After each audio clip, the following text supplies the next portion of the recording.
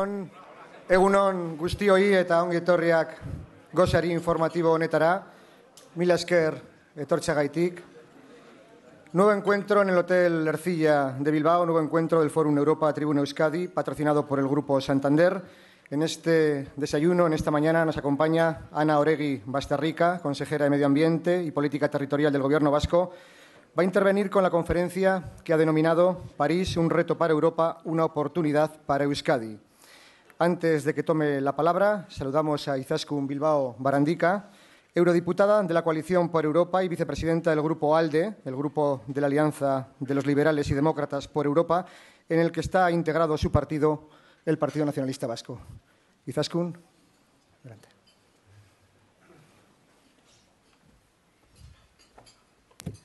Egunon guztioi, egunon gurekin hemen gaur egoteagatik.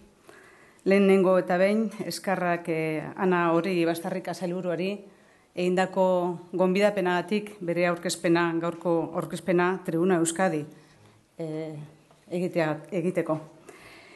Creo que buscar en Bruselas una voz para este acto tiene su origen en las principales cualidades y características de nuestra protagonista. Su convicción de que actuar en local con eficacia y coherencia en los temas que se acumulan en su amplia cartera de medio ambiente y política territorial solo es posible pensando en global. Que es obligatorio planificar, construir y practicar otra forma de desarrollo más inteligente, sostenible e integradora que la que nos ha traído hasta aquí. Que el esfuerzo y los criterios deben establecerse y funcionar a nivel planetario y que la necesaria coherencia en todo lo que se hace se consigue comprometiendo a lo local, a las autoridades a ras de suelo que toman las decisiones y aplican criterios sobre el 80% de las políticas que más inciden en cuestiones básicas para el consumo, las políticas energéticas o la movilidad. Creo que por ese camino esta eibarresa, arquitecta, con un sólido currículum profesional, esta política vocacional, está colocando Euskadi, sus experiencias, su referencia en el mundo. Porque Ana Oregui y su equipo forman parte del paisaje institucional mundial. Participan en el diagnóstico y el diseño de las medicinas que necesita este planeta para poder cambiar sus paradigmas de progreso y son pioneros en administrarlas en ese nivel decisivo desde el que hay que instalar y administrar esta necesaria evolución hacia la sostenibilidad. Las experiencias pioneras vascas que traducen las musas, las teorías, en teatro, en programas concretos que van cambiando la sociedad, nos van colocando en el concierto de los países del mundo como referente, como ejemplo. El papel estelar jugado por Euskadi en la Cumbre de París, que seguro centra buena parte de la intervención de nuestra consejera, son una buena muestra de ello. Colocar nuestro país al frente de la red Under 2MO es un enorme logro. Y la próxima celebración en Euskadi de la Cumbre Europea de Ciudades y Pueblos Sostenibles, gracias a las innovaciones planteadas por Udalsarea 21, otro. Y la llamativa lista de reconocimientos internacionales que abarcan desde la economía circular hasta la protección de especies autóctonas en espacios protegidos, son una demostración de que nuestra protagonista no solo está perfectamente orientada, sino que forma parte del pelotón de cabeza de quienes dan trigo en un ámbito en el que sobran los predicadores. El transporte es en este catálogo de materias una cuestión crítica. Y a nuestra consejera le está tocando bailar en este tema con uno de esos compañeros de pista peligroso por su nulo sentido del ritmo. Y basta comparar los presupuestos estatales de transporte con las prioridades europeas. En esos parámetros está jugando la partida trascendental de la construcción de la Y vasca, un proyecto que cambiará nuestra movilidad, que mejorará la competitividad de nuestra economía y que solo puede entenderse y defenderse pensando en global y particularmente en Europa. En la mêlée local, en que suele debatirse este proyecto, mantener el liderazgo en esos parámetros requiere decisión, paciencia y convicciones. Y las tres virtudes apuntalan la competencia técnica de nuestra invitada, que, recordemos, es mujer que lidera en femenino sobre la base del diálogo, la empatía y el acuerdo. Los mejores antídotos contra la testosterona que gobernaba tradicionalmente un sector en el que las mujeres van ganando espacio en ocasiones con no pocas dificultades. Viajera empedernida, pianista notable, personalmente estímulo y ejemplo, colega, sinergia, socia estratégica, fuente de conocimiento e inspiración en los complejos pasillos del tablero internacional en el que cada vez se valoran mejor esos peces pequeños que, como Euskadi, van consiguiendo visibilidad y el respeto de los grandes. Por estas y muchas otras razones, estoy convencida de que será un lujo y un placer escuchar hoy a Ana Oregi Pastarrika. Mila esker eta zurea da hitza.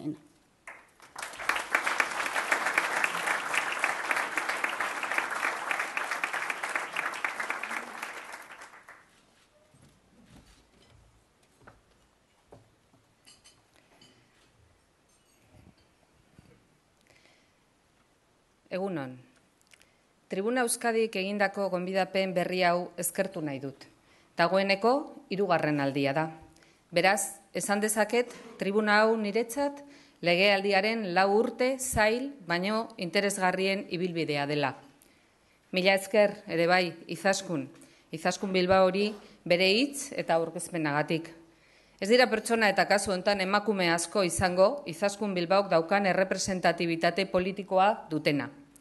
Bere hiriko zinegotzia, bere herriko legebiltzarkidea eta legebiltzar horretako presidentea eta orain Europar Parlamentuko kidea. Berriz ere, eskerrik asko Izaskun. Niretzat ohore bat da zu ni aurkeztea ekitaldi honetan. Legealdia zaila zein interesgarria izan dela adierazi dut. Zaila, gobernuak legebiltzarreko gutxiengoa izanez gero, haren nekezago da eginkizunei aurre egitea. Zailtasunak, berez garrantzitsuak direnak, handitu eta pilatu egiten dira.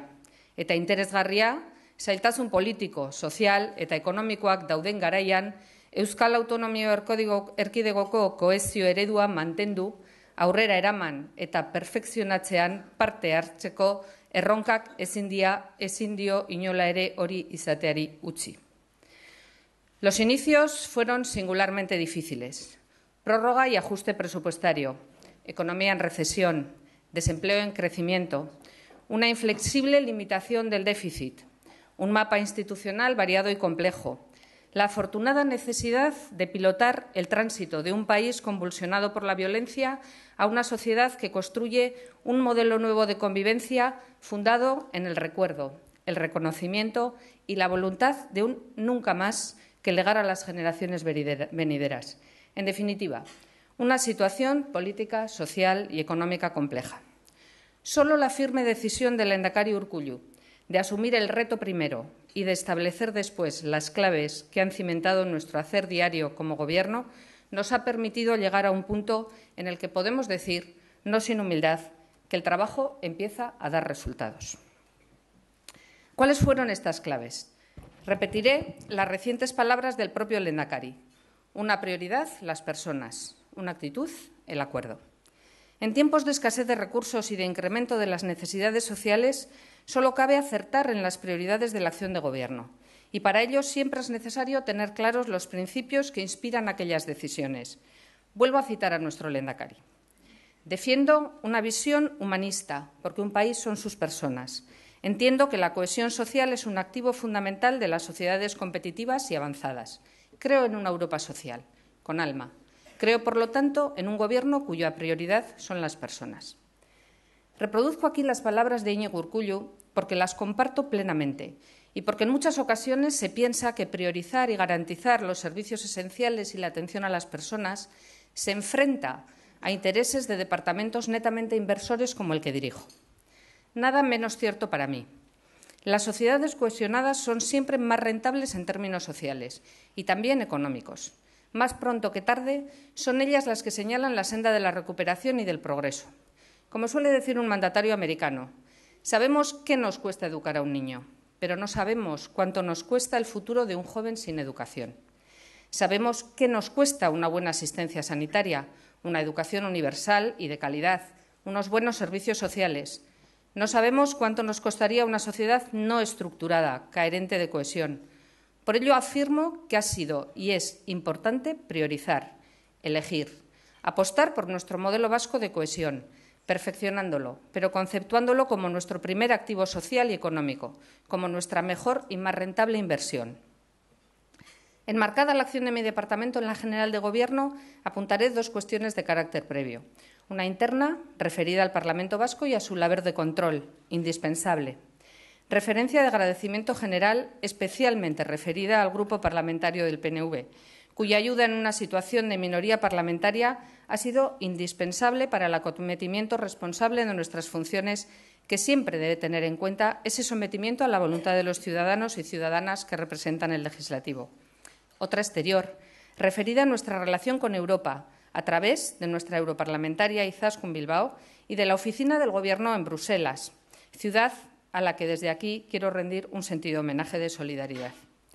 Hago un apunte sobre Europa porque creo sinceramente que puede y debe ser una oportunidad para Euskadi, un país con una historia contemporánea repleta de tradición en su reivindicación.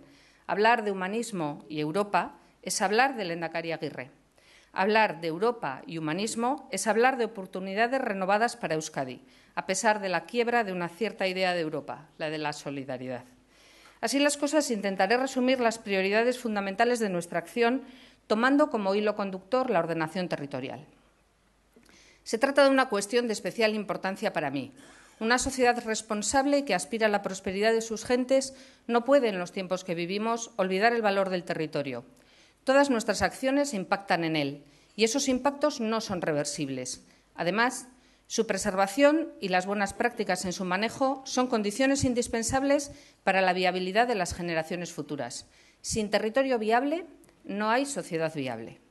Euskadi es un país con una tradición acuñada en materia de ordenación territorial. La Ley de 90, las directrices de 97, son dos hitos de importancia suma que han alterado nuestra manera de entender la planificación y la acción urbanizadora. El sometimiento de las decisiones concretas a directrices generales y la necesidad de su validación por órganos de control de carácter supramunicipal han colocado al territorio como un agente de importancia máxima. No me cansaré de repetir. El territorio no puede soportarlo todo y, en consecuencia, es preciso que nuestras decisiones tengan presente que el territorio es un bien no renovable, para valorar con carácter previo los impactos que sobre él tiene la materialización de las decisiones. Nuestra acción se ha centrado en un doble ámbito. En primer lugar, culminar el desarrollo de la escala territorial intermedia, tanto territorial como sectorial, y, en un segundo lugar, iniciar la revisión de la estrategia territorial contenida en las directrices del 97. Esa revisión tiene un fundamento que tiene que ver con los nuevos modelos de gobernanza, la participación como clave en la determinación de las estrategias que nos afectan como sociedad. Sabemos que es un proceso más complejo, pero estamos convencidas es un proceso más rico y con una mayor capacidad de socializar la importancia del territorio como un bien básico. Antes de apuntar los ejes de esa revisión, me detendré en una cuestión que nos preocupa. La realidad contemporánea, dominada por la ciudad como instrumento mayoritario de asentamiento, nos hace olvidar a veces que el territorio es un todo con sistemas complejos y diversos de asentamiento y manejo del mismo. Nos hace olvidar que las realidades territoriales no pueden ni deben detenerse en las aglomeraciones humanas, concibiendo el resto como un vacío en términos de reserva para necesidades futuras. En nuestra concepción, por tanto, el territorio, todo el territorio, merece una visión omnicomprensiva cuya unidad de concepción nos permite una visión integrada y contemporánea del mismo. Así pretendemos que la revisión de nuestras directrices, de nuestra estrategia territorial, uno de los retos básicos del futuro ciclo político, gire en torno a 5 ejes fundamentales. Un territorio inteligente.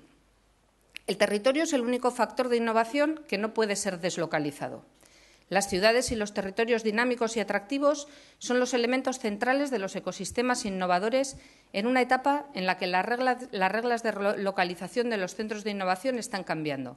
Por ello, se trata de lograr un territorio más diverso, en su economía, en las características de su población, en sus espacios naturales, de aumentar sus interrelaciones internas y externas, de apostar por espacios más densos, articulados y complejos, y de desarrollar nuevos elementos y nodos de conocimiento, creatividad e innovación. Un territorio sostenible. Cuestiones como cambio climático, paisaje, infraestructuras verdes o la evaluación y la puesta en valor de los servicios que proporcionan los ecosistemas al entorno social y natural son asuntos de gran relevancia. A lo largo de esta legislatura vamos a culminar el proceso de designación de más del 22% del territorio de Euskadi dentro de la red Natura 2000, 52 espacios, lo cual supone un hito en la incorporación del capital natural en nuestras políticas. Un territorio social e integrador. Las cuestiones de género, entornos saludables, euskera, regeneración urbana, pobreza energética, inmigración, el envejecimiento de la población, son factores determinantes en la perspectiva global de un territorio que tienda hacia su equilibrio interno. Un territorio interrelacionado. Euskadi debe renovar su apuesta por posicionarse en el contexto de grandes espacios europeos. Euskadi debe apostar por una conexión interna que le permita ser un territorio y una sociedad interrelacionada de manera sostenible, para generar, entre otras realidades, nuevas relaciones económicas entre las diferentes aglomeraciones urbanas. Un territorio participativo. Hablar hoy de participación es hoy hablar de buena gobernanza. Así lo pone de manifiesto el Libro Blanco de Democracia y Participación Ciudadana de Euskadi. Nuestra intención no es remitir esa participación al periodo de revisión de las directrices, sino que pretendemos establecer los mecanismos que estabilicen esa participación en el proceso de desarrollo de la estrategia territorial. En definitiva, creemos haber puesto las bases suficientes para afrontar en el próximo ciclo político, con garantías suficientes, una redefinición de nuestro modelo territorial que acomode nuestra acción a las nuevas realidades de una sociedad en profunda transformación. En cualquier caso, sí me gustaría realizar una afirmación puramente conceptual. Hoy todo lo queremos convertir en inteligente. Territorios, ciudades, casas, coches. Pero en el centro del modelo territorial debemos ubicar a la persona. Los territorios, en este nuevo contexto, ya no son solo espacios que concentran factores de producción, sino que devienen también espacios que soportan significados, sentidos, relatos. Y son estos elementos los que a medio y largo plazo determinan su competitividad. Apuntada la singular relevancia de la ordenación territorial como materia omnicomprensiva del territorio y del conjunto de actividades que le afectan, me centraré en el transporte y el cambio climático. Como ya apunté en mi anterior intervención aquí, creo razonable pensar que nos encontramos ante una oportunidad de país, si somos capaces de realizar una lectura inteligente del fenómeno que afrontamos en materia sustancialmente de cambio climático. Decía entonces y reitero que el cambio climático, además de corresponsabilidad, podía implicar una oportunidad para una sociedad que, como la nuestra, tiene capacidad tecnológica y empresarial. Me extendí entonces en la regeneración urbana integrada como fenómeno que deberíamos abordar desde perspectivas diferentes, con voluntad de integrarlas y, a la postre, de generar un nuevo sector que fuera capaz de replicar metodologías de trabajo, sistemas de intervención en el espacio urbano, mecanismos financieros que nos permitieran abordar operaciones de tamaño relevante, adecuación de los procesos de formación para la generación de un nuevo empleo urbano. En definitiva, una regeneración de nuestros entornos obsoletos, residenciales e industriales, con la capacidad de generar mejora en la vida de los ciudadanos y de especializar un sector productivo capaz de afrontar, a su vez, el reto de la disminución de los gases de efecto invernadero. Me reafirmo en cuanto entonces dije y me reafirmo en la necesidad de abordar esa tarea de manera conjunta entre las instituciones comunes y las municipales. Hace ya más de 2 años que dimos carta de naturaleza a un proyecto integral en Vitoria-Gasteiz. Aquel proyecto, hoy en curso, tenía y tiene una vertiente europea clara, muy clara. De hecho, se trata de un proyecto que se incardina en las políticas europeas diseñadas al efecto y que, en consecuencia, ha sido merecedor del interés y de la subvención europea correspondiente. Este proyecto se suma al promovido por el Ayuntamiento de Donostia, merecedor de iguales ayudas, de suerte que nuestro país hoy es reclamado por otros miembros de la Unión para examinar la experiencia y obtener conclusiones aplicables a sus realidades concretas. Sin embargo, entre mi anterior intervención en esta tribuna y el día de hoy hay una novedad importante: la Convención Marco sobre el Cambio Climático aprobada en París el pasado mes de diciembre. Debo manifestar, con satisfacción, que la presencia vasca en esa convención institucional y empresarial, dentro de nuestro marco de consideración internacional, aportó una experiencia acumulada a lo largo ya de muchos años. Lo hecho hasta ahora no solo merece continuidad, sino que nos demanda cierta osadía como país para poder, además de sumarnos a los retos, aportar soluciones para su cumplimiento que nos reporten beneficios económicos y sociales de diferentes tipos. Hoy conocemos los retos y objetivos establecidos en los Acuerdos de París, que tiene por objeto reforzar la respuesta mundial a la amenaza del cambio climático en el contexto del desarrollo sostenible y de los esfuerzos por erradicar la pobreza. Para ello, pretende mantener el aumento de la temperatura mundial por debajo de 2 grados centígrados con respecto a niveles preindustriales y aumentar la capacidad de adaptación a los efectos adversos del cambio climático, promoviendo la resiliencia al clima y un desarrollo con bajas emisiones de gases invernadero. Paso a centrarme ya en aquello que insinúa el título de mi intervención. ¿Por qué París? Los Acuerdos de París son una oportunidad para Euskadi en el marco de Europa. Una parte de este razonamiento, como decía, ya lo expuse en su día al hablar de la regeneración urbana en este mismo foro, razón por la que hoy me centraré en un segundo aspecto, la movilidad. Realizaré un primer aserto que fija posición. El derecho a la movilidad de ciudadanos y ciudadanas debe incorporarse al elenco de derechos de la ciudadanía que conforman una sociedad contemporánea y avanzada. Nuestra vida presente, y no hablemos de las generaciones futuras, no puede entenderse sin ese derecho incorporado a su propio estatus de ciudadanía. Sin embargo, no es menos cierto que el ejercicio de ese derecho en los paradigmas vigentes supone una de las causas más importantes y relevantes de emisiones de gases de efecto invernadero.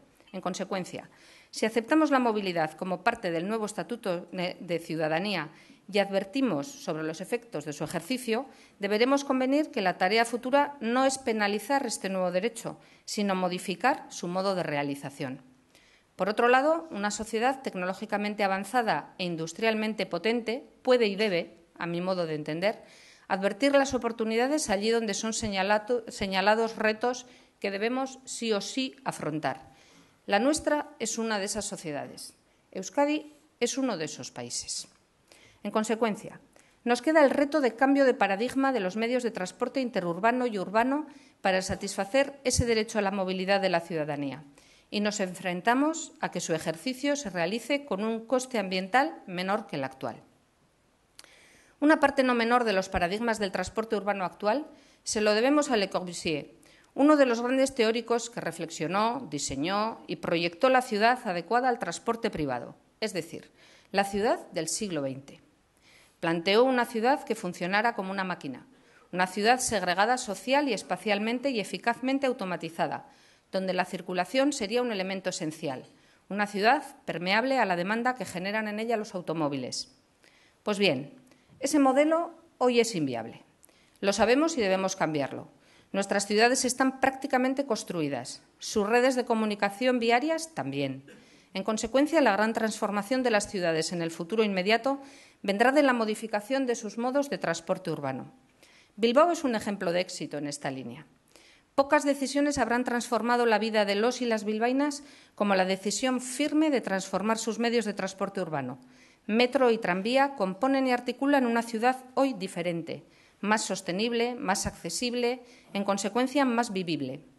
A nadie se le escapa además que en ese origen se encuentra también el resurgir y la consolidación de sectores empresariales importantes del país, que hoy compiten en pie de igualdad con multinacionales de todos los continentes. ¿Por qué no reproducir este modelo? La pregunta cobra mayor sentido si atendemos a lo que señala la propia Comisión Europea.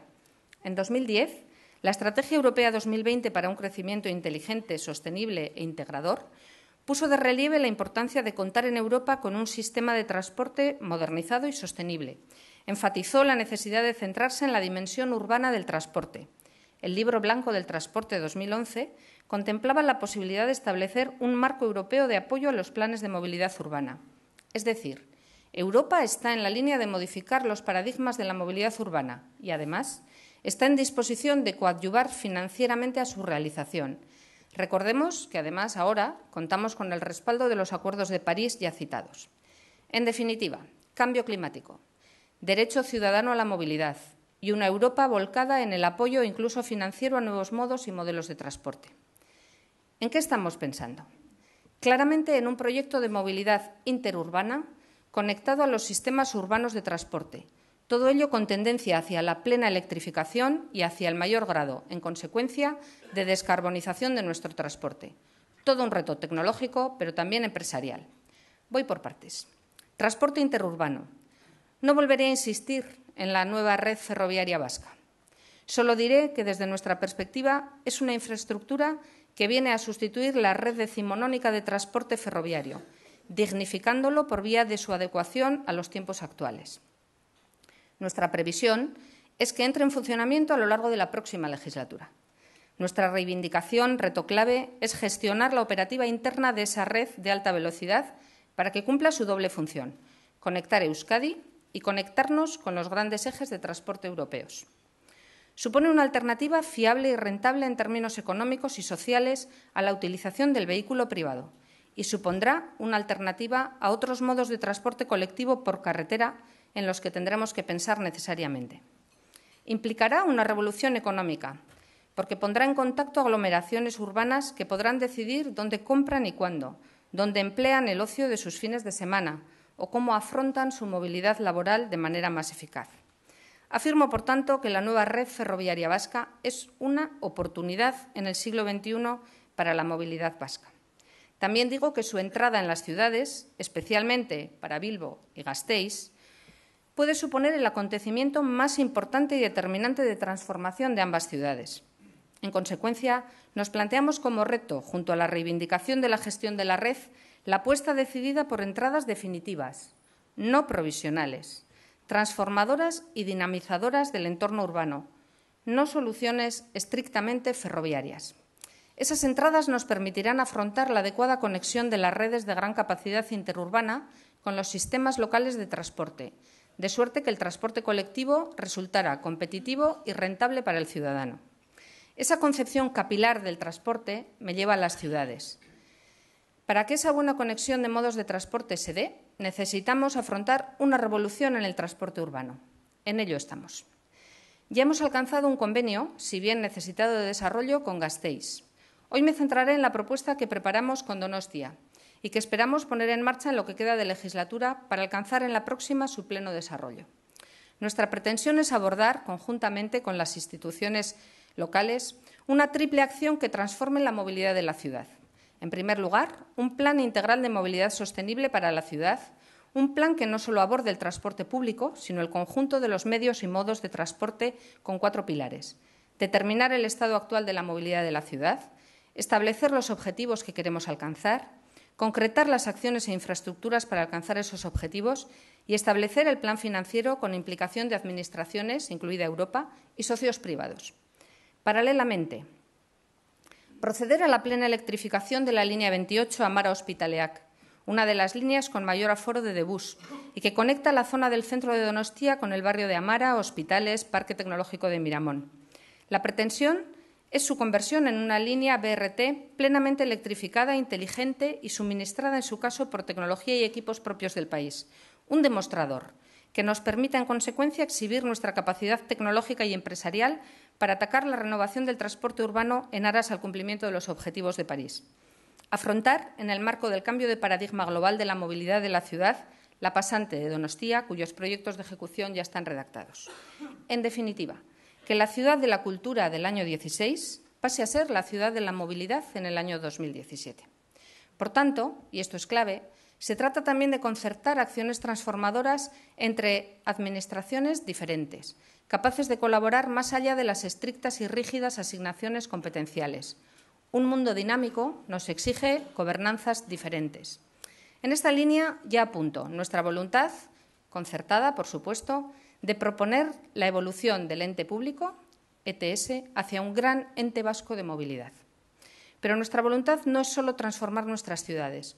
Nuestra voluntad es construir un modelo vasco de transporte sostenible, sustentado en tecnología y empresas del país. Ese es el reto y esa es la oportunidad. Estamos persuadidos de que propuestas de este tipo recibirán apoyos también en Europa. Como antes decía, en relación a la regeneración urbana, se trata de crear un nuevo sector productivo. Son 3, bajo mi punto de vista, los ejes sobre los que gravitan las grandes tendencias. Eficiencia del sistema, que puede atender a diferentes aspectos, desde las tecnologías de propulsión limpias hasta todo aquello que se engloba en la inteligencia de los sistemas de movilidad. Proveedores de movilidad integral, La tendencia habla de ofertas que componen el conjunto de medios precisos para un nuevo transporte: ingeniería, tranvías, metros, autobús, bicicleta eléctrica. Enfoque global. Nuestra idea es que si el transporte urbano global debe cambiar, si la tecnología y la empresa vasca son, a día de hoy, capaces de dar respuesta, si las administraciones estamos dispuestas a crear, como ya lo hicimos antes, demostradores en nuestras ciudades, ¿por qué no una industria vasca de la movilidad con vocación global? ¿Qué nos toca hacer en esta tesitura? Liderar. Liderar significa ser activos en la identificación de los riesgos y oportunidades y reaccionar. Ser capaces de traccionar nuestras empresas locales en aras a que muten en los 3 ejes mencionados: eficiencia SMART, ser proveedores de movilidad integral y, por último, ser capaces de apalancarse para adquirir tamaño y salir al mundo a ofertar soluciones. Liderar significa llegar a acuerdos con las ciudades, de tal forma que seamos capaces de diseñar e implantar en las mismas soluciones interesantes, vanguardistas y novedosas, que en base a tecnología local sirvan de referencia. Hay que generar en nuestro entorno próximo oportunidades de desarrollo de tecnologías y sistemas de gestión asociadas a la movilidad que sirvan de base a futuro desarrollo empresarial local. Seamos conscientes del peso que tiene en este país la industria asociada a la movilidad. Seamos conscientes que entre nosotros contamos con empresas líderes en ferrocarril, autobuses, bicicleta, movilidad vertical. Empresas con capital local, empresas con arraigo y con vocación de permanencia, empresas con tamaño y con vocación exportadora. Tracemos entre todos una hoja de ruta común ante los nuevos retos. Es hora de alianzas en el ámbito de la movilidad. También. Termino. Creo que hemos realizado el trabajo al que nos comprometimos. No sin sombras, que siempre las hay, pero tenemos una base que nos permitirá continuar en el futuro próximo una labor, permítanme la inmodestia, bien encaminada. Es para lo que estimo debe de servir la política. Hoy se habla de vieja y nueva política, aunque al poco de ponerse en escena, una ya no sabe cuál es cuál. Nuestro Gobierno prefiere quedarse con la buena política, aquella sustentada en principios y valores, y aquella que sigue manteniendo la idea de servicio que heredamos de nuestros predecesores. Eskerrik asko.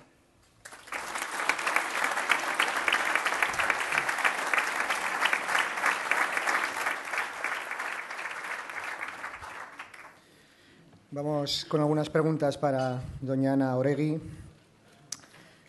Hay unas cuantas en torno al tren de alta velocidad, como cabía esperar.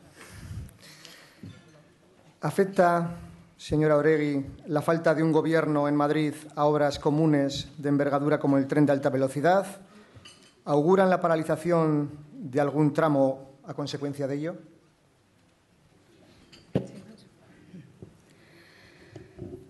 Bien, el tren de alta velocidad es una infraestructura, yo creo que la infraestructura mayor que se ha hecho en este país nunca, ¿no?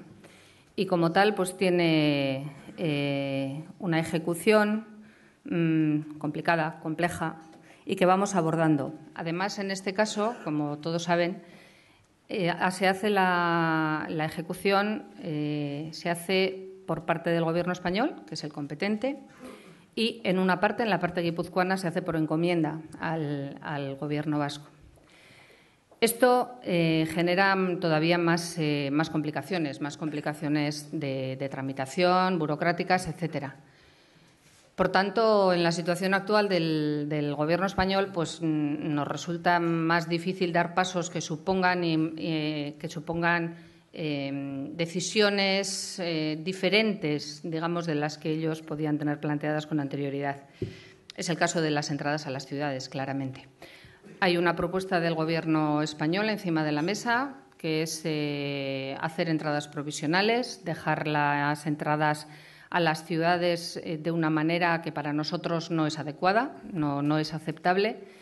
Y nosotros hemos hecho una propuesta de común acuerdo con ellos, porque el acuerdo es trabajar conjuntamente. Hemos hecho una propuesta que ya está encima de la mesa del Ministerio desde el último trimestre del año 2015, pero no acaban de dar pasos adelante en ese sentido. Nosotros vamos a seguir defendiendo esas propuestas porque creemos que es fundamental, como he dicho en mi intervención, que la entrada a las ciudades sea una entrada digna y además que no sea provisional, ¿no? que sea definitiva. Con lo cual no hay nuevas noticias en torno a ese calendario del Ministerio sobre el nudo de Vergara, por ejemplo, o la entrada en las grandes ciudades como Bilbao o Vitoria-Gasteiz? El Ministerio sigue manteniendo el calendario de 2019. Hace ya más de un año que la ministra Ana Pastor se comprometió a terminar en el año 2019 la Y vasca. Y en aquel momento, bueno, pues se produjeron una serie, a partir de ese momento se produjeron una serie de adjudicaciones que eran las del nudo de Vergara en particular, ¿no? Pero de entonces aquí las obras no se han puesto en marcha en esa parte. Por tanto, lo que hace año y pico era muy ajustado, como dijimos en todos los sitios, pues en este momento es más ajustado todavía, a pesar de que ellos siguen manteniendo el 2019 como fecha de cierre. Yo siempre he dicho que no voy a entrar en una guerra de fechas. Lo que sí me interesa es que sigan dando pasos, que no estemos parados. Si hay dificultades en el inicio de esas obras del nudo de Vergara, que se aborden las decisiones necesarias para que podamos seguir dando pasos en la continuación de las obras. Lo que no entendemos de recibo es que la obra esté todavía sin iniciarse, siendo consciente también de los problemas que supone la gestión de una gran obra como esta. Y sobre la futura entrada del tren de alta velocidad en Bilbao, ¿sabe si el Ejecutivo Central ve con mejores ojos la propuesta de soterrar el tren de alta velocidad, la entrada en Bilbao? ¿Usted cómo valora el proyecto del Ministerio que contemplaría un soterramiento, pero a futuro? Las soluciones parciales que propone el Ministerio en las entradas a las ciudades, sobre todo en Bilbao y en Gasteiz, son soluciones provisionales, según sus propias palabras, pero, sin embargo, suponen una inversión muy importante. Por tanto, y así se lo hemos dicho al Ministerio, la provisionalidad que van a acarrear esas entradas se va a prolongar durante décadas y décadas. No creemos que es serio hablar de entradas provisionales cuando se van a hacer esas inversiones, cuando se están previendo esas inversiones y cuando sabemos que esas no son las soluciones que necesitamos para las ciudades. El compromiso de las administraciones vascas, tanto de nuestro Gobierno como de los ayuntamientos y de las diputaciones, en su caso, es firme. Nosotros hemos hablado con ellos y ellos siempre han defendido, eso sí que han defendido siempre, hacer unas soluciones consensuadas. Y, desde luego, lo que nosotros proponemos en colaboración con las administraciones locales es viable, es factible, se puede hacer, merece la pena hacerlo y Euskadi, desde luego, no se merece menos. Paralizar tramos del tren de alta velocidad tiene costes económicos. Ayer leíamos, dice esta pregunta, que el tramo Hernani-Astigarraga ha costado 2 millones de euros en un año. ¿Dónde está el problema? ¿Qué solución propone el Gobierno vasco? He comentado antes que la gestión de una obra de esta manera, por medio de una encomienda y siendo la responsabilidad y la competencia de otro, pues genera también un doble control administrativo y una tramitación más compleja. La gestión de esta obra es complicada y, siguiendo la ley de contratos, pues hay ocasiones en las que nos vemos obligados, como ha sido en este caso, a paralizar temporalmente un tramo o algún tramo. En el momento en el que se van resolviendo los problemas administrativos y vamos obteniendo las aprobaciones necesarias, se levanta la suspensión y continúa. Son extremos que están perfectamente regulados en la ley de contratos y que nosotros seguimos. Perdón. En base a la sentencia del Tribunal Supremo, ¿cómo queda la legislación para el desarrollo de nuevas grandes superficies comerciales, ampliación de las existentes? Bueno, hay una sentencia que efectivamente deja sin efecto alguno de los aspectos del Plan Territorial Sectorial de Actividades Económicas que nosotros hemos analizado en colaboración con el Departamento de Desarrollo Económico y Competitividad. Y hemos puesto las bases para hacer una interpretación conjunta, unas directrices de interpretación que se aprobaron en la Comisión de Ordenación del Territorio del País Vasco recientemente, el día 16, creo que fue 16 de marzo, para que los ayuntamientos sepan a qué atenerse y cómo interpretar esa sentencia, que es compleja, la verdad, es compleja de leer o de entender a qué afecta y a qué no afecta dentro del PTS. Y, por otra parte, hemos puesto ya en marcha la modificación del PTS de actividades comerciales para para adecuarlo a lo que nos dice la sentencia y para adecuarlo a la normativa de servicios europea, que es la que ha originado esta cuestión. En cualquier caso, sí quiero resaltar aquí que el problema de las grandes superficies o de los límites máximos a las grandes superficies es un tema que sí entendemos puede ser acotado desde la ordenación del territorio en base a razones de interés común, de medio ambiente y de ordenación de territorio. Y ese es el enfoque que le daremos a la nueva revisión. Un invitado o invitada a este desayuno le traslado una pregunta relativa a la movilidad, a la dimensión empresarial, en concreto de la movilidad. ¿Cree que las empresas vascas de movilidad tienen la dimensión necesaria para competir globalmente? Yo creo que si, como he dicho en mi intervención, si se unen, sí. Creo que tenemos empresas, evidentemente todos tenemos en la cabeza algunas, tenemos empresas que ya están trabajando en el ámbito global y saliendo fuera, afortunadamente, y con unas carteras de pedidos envidiables. Pero creo que estamos en un momento en el que el cambio de paradigma de la movilidad es muy grande y vamos a ver una revolución, lo llevo tiempo diciendo, estamos ante una revolución del transporte y la revolución del transporte va a significar revolución de nuestra forma de vida, revolución en nuestras ciudades, en el espacio, en los espacios públicos de nuestras ciudades, en nuestras conexiones, en la forma de relacionarnos unos con otros y todo eso es una oportunidad. Pero lo que nos están demandando tanto en Europa como en el resto del mundo, lo que demandan las ciudades son soluciones globales. Lo que nos están pidiendo es no un modo de transporte concreto, sino una solución global. Por eso estamos abordando con las diferentes ciudades vascas planes de movilidad integrado y que lleguen a ese concepto que yo siempre defiendo de capilaridad. Tenemos grandes infraestructuras que nos sirven para llegar en las redes de alta capacidad, donde necesitamos alta capacidad, pero luego necesitamos llegar a cada uno de los puntos del territorio y para eso necesitamos redes capilares que integren todos los sistemas. Lo fundamental es que integremos todos esos sistemas y que como empresa vasca seamos capaces de dar servicio a ciudades y aglomeraciones urbanas que buscan esa complementariedad y esa capilaridad. El Gobierno central, otro asunto, el Gobierno central recurrió a la ley vasca contra el fracking. ¿Cómo está la situación en este momento? Bueno, yo creo que en el tema del fracking hemos sido siempre muy claros en nuestro Gobierno y lo hemos debatido muchísimas veces, aunque es un tema que es del departamento que lleva energía.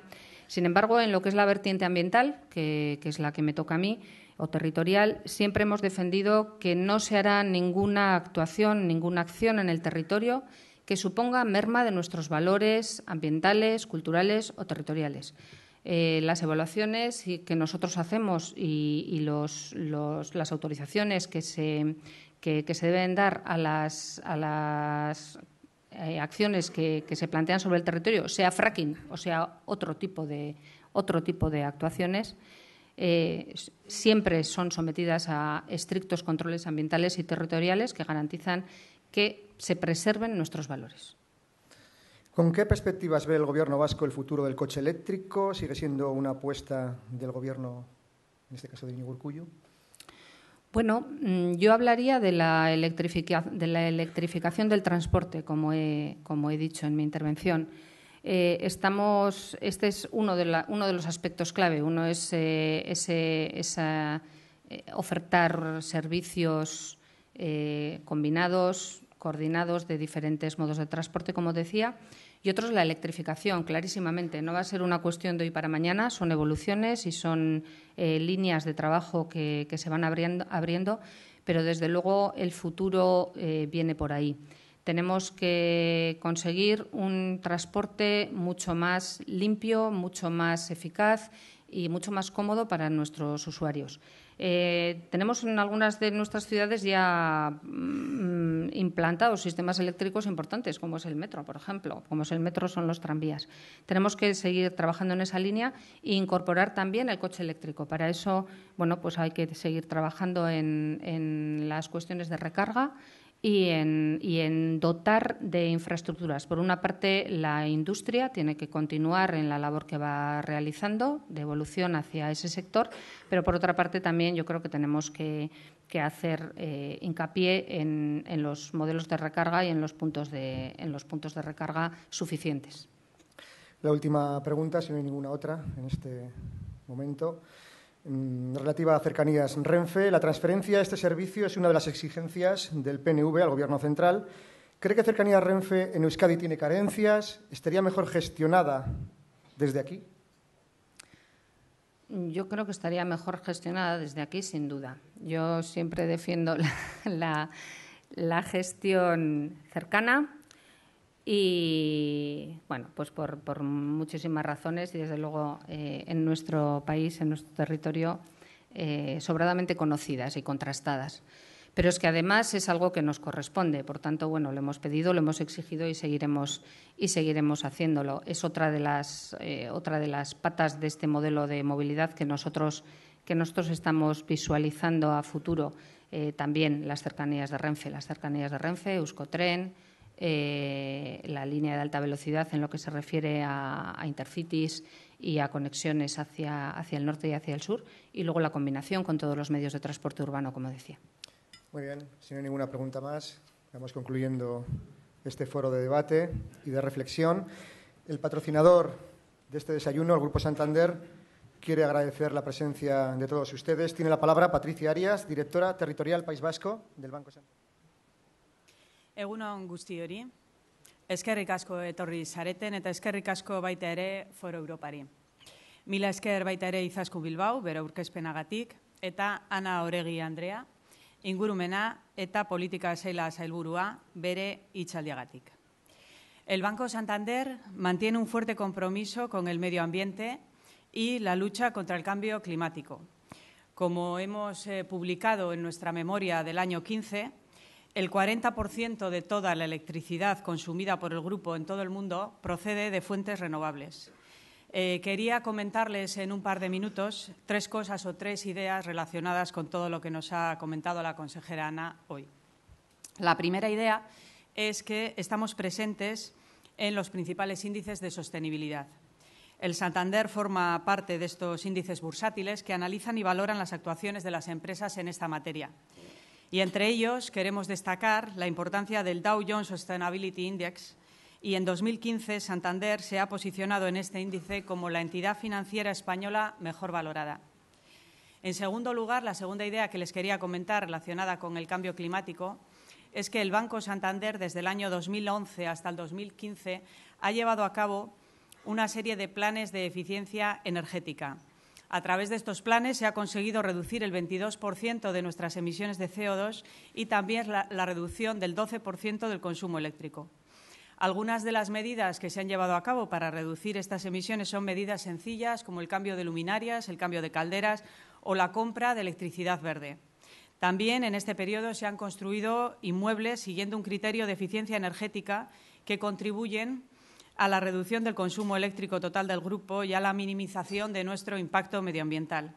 Y pueden servir como ejemplo el Archivo Histórico de Santander o el Centro Médico de la Ciudad Financiera en Boadilla. Tras este aprendizaje en estos planes del 2011 al 2015, se han puesto en marcha del 2016 al 2018 nuevos planes. Estos nuevos planes también tienen objetivos muy ambiciosos que buscan reducir el 9% de nuestro consumo eléctrico, el 9% de las emisiones de CO2 y reducir en el 4% también el consumo del papel. Y la tercera idea que les quería comentar es que también el Banco Santander ha participado en el año 2015 en la financiación de nuevos proyectos de energías renovables, parques eólicos, hidroeléctricas, plantas fotovoltaicas y en los principales países del mundo: Brasil, Estados Unidos, Alemania, Italia, Chile, Portugal, Reino Unido y Uruguay.